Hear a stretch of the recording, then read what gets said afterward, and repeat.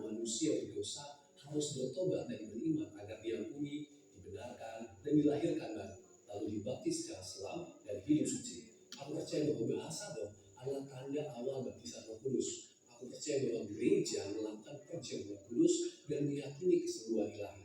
Aku percaya bahwa Tuhan Yesus akan datang kembali, ada kebangkitan tubuh, kerajaan 1000 tahun, hukuman kekal, dan hidup kekal. Dari setiap butir pengakuan iman GBI versi ringkas tadi, kita dapat melihat nafas Pentakostal yang kental, yaitu melalui poin bahasa roh adalah tanda awal baptisan Roh Kudus. Di dalam pengakuan iman GBI versi lengkap, perumusan perihal baptisan Roh Kudus tertulis di butir ke-8 yang berbunyi sebagai berikut. Baptisan Roh Kudus adalah karunia Tuhan untuk semua orang yang telah disucikan hatinya. Tanda awal baptisan Roh Kudus adalah berkata-kata dalam bahasa lidah sebagaimana diilhamkan oleh Roh Kudus. Butir-butir pengakuan iman GBI menunjukkan dengan jelas bukan saja penegasan tentang Tritunggal, tetapi juga karya dari pribadi Allah Tritunggal.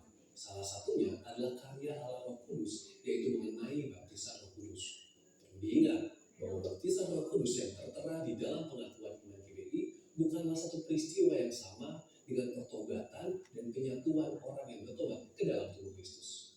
Baptisan Roh Kudus sesungguhnya dimaksudkan untuk memberdayakan orang percaya di dalam sebuah pelayanan dan memberi kekuatan untuk bertahan dalam penderitaan akibat pelayanan yang dilakukannya.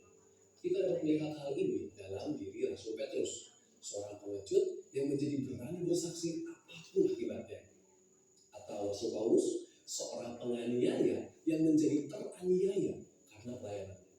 Dari sini kita dapat mengambil kesimpulan bahwa baptisan Roh Kudus sangat penting untuk membuat orang percaya dapat melayani tubuh Kristus dengan lebih maksimal. Tentu, hal ini sangat berkaitan dengan penyelesaian amanat agung di akhir zaman ini, di mana kesaksian kita adalah sebuah bentuk penginjilan kepada orang-orang yang belum percaya kepada Kristus. Pengakuan iman Yesaya menyatakan hal yang penting mengenai Roh Kudus, yaitu aku percaya kepada Roh Kudus yang menjadi Tuhan dan yang menghidupkan, yang keluar dari Sang Bapa dan Sang Anak, yang bersama-sama dengan Sang Bapa dan Sang Anak disembah dan dimuliakan, yang telah berfirman dengan perantaraan para nabi. Pengakuan iman Rasul itu menyatakan hal yang senada mengenai Roh Kudus, yaitu aku percaya kepada Roh Kudus, gereja yang kudus dan am, persekutuan Roh Kudus, pengampunan dosa, kebangkitan daging, dan hidup yang kekal. Penempatan Roh Kudus sebagai pribadi yang setara dengan Bapa dan Yesus Kristus tampak dengan kata-kata aku percaya kepada yang mendahului Roh Kudus. Kata-kata yang sama juga tampak kepada Bapa dan Yesus Kristus.